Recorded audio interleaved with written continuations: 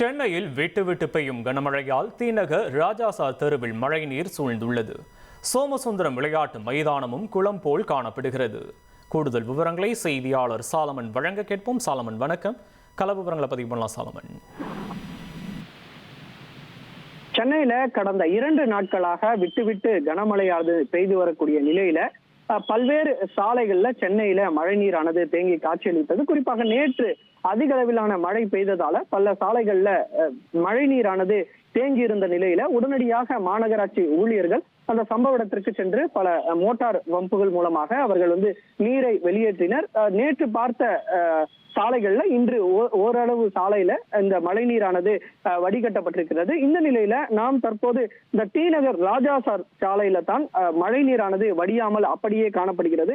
2 நாட்களாக அப்படியே தான் இந்த மழைநீரானது முழங்கால் அளவிற்கு இருப்பதாக அங்குள்ள பொதுமக்களும் குற்றச்சாட்டு வைத்திருக்கிறார்கள்.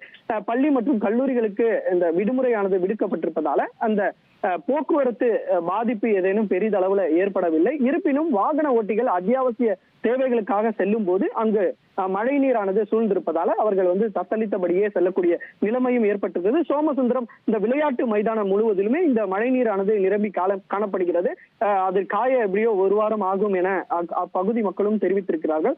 தொடர்ச்சியாக நுங்கம்பாக்கம் சாலையிலும் ஒரு சில இடங்கள்ல இந்த மழை நீரானது தேங்கி காணப்படுகிறது. விவரங்களுக்கு நன்றி சாலமன்.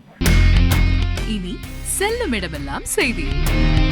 தந்தை டிவியின் வாட்ஸ்அப் சேனலை ஃபாலோ பண்ணினா செல்ல இருக்கும் இடமெல்லாம் செய்தி.